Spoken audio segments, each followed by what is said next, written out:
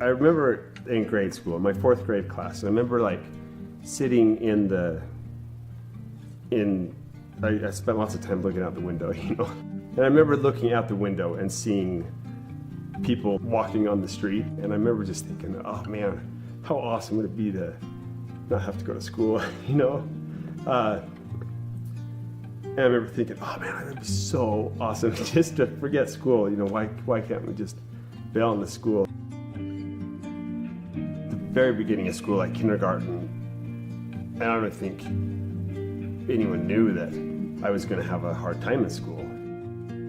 I loved to draw, and I was really good at drawing. I was really good at making things and building things and putting things together. I loved taking things apart and playing with them. But I guess 1st grade is when things started to happen, and other kids were reading, and it was really cool. They were reading these books that were fun and exciting and wanting to read too. I wanted to read, and I couldn't. I couldn't even do my alphabet.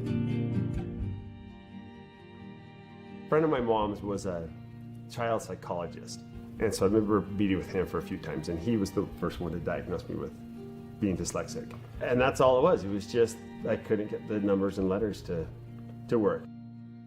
So 1st grade, they had a resource, which was for kids that were delayed for whatever reason.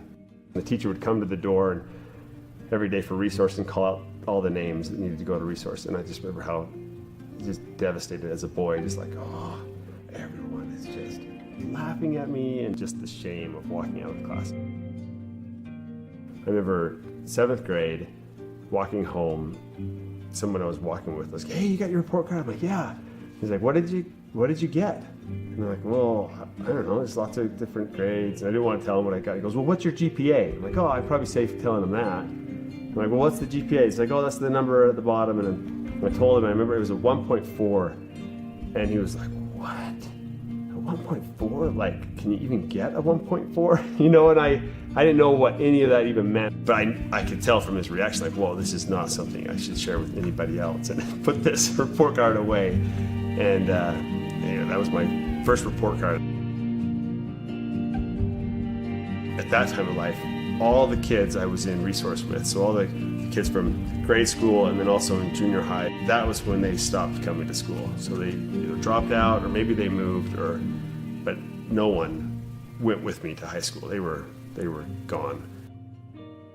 I think back, and I'm just lucky that somehow I didn't believe my report card. My mom would tell me, oh, you're so smart, you're so good at this, look how good you are at shop and art, and you're just amazing. And she'd always tell me that I'm a leader.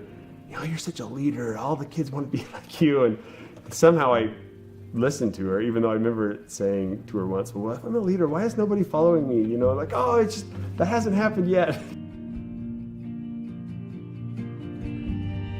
I remember my senior year realizing I'm not going to be able to graduate. So my counselor calls me in, right? There's like, oh man, there's like 2 weeks left of school. And he calls me and he says, Jared, you're not going to graduate. You're missing all these credits. And I had set myself up for this because I knew it too, but he told me that I was going to be okay. So I remember reminding him of that conversation. And I'm like, I was in here, you know, at the beginning of the year when I actually had time to do something about it, and now you're telling me that I'm not going to graduate. You're my counselor. You're supposed to be taking care of me. I thought there was a problem, and you know, I put this all on him. I'm just this punk kid, you know, setting him all up, and he's like, oh, well, let me review that again and see what we can do. And I'm like, okay. So the next day he calls me back and goes, oh, don't worry, it's totally okay. You're going to graduate.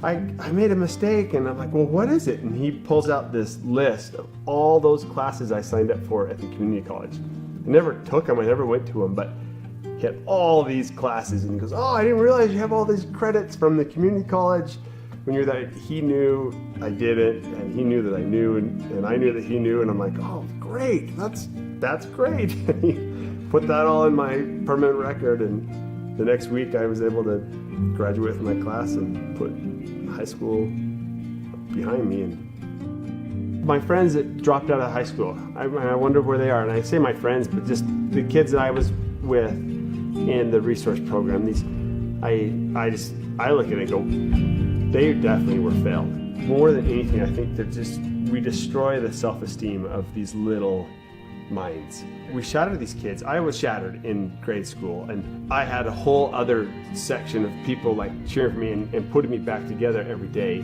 afterwards. But there's so many kids that don't have that, and we just fail them. And I still feel it. I don't like walking into the school. I get that same feeling. My wife wants me to go talk to their teacher or something. I'm just like, oh, no way. It wasn't until I finally entered real life, you realize, man, real life is not about this small box. Real life is about outside the box. If I could pass that message on to someone like me, that real life is awesome. I'm running this business now. We sell bikes all over the world. We're one of the top cargo bike companies in the country. And it definitely has nothing to do with being in this little box. It has everything to do with being outside of it. Life gets better.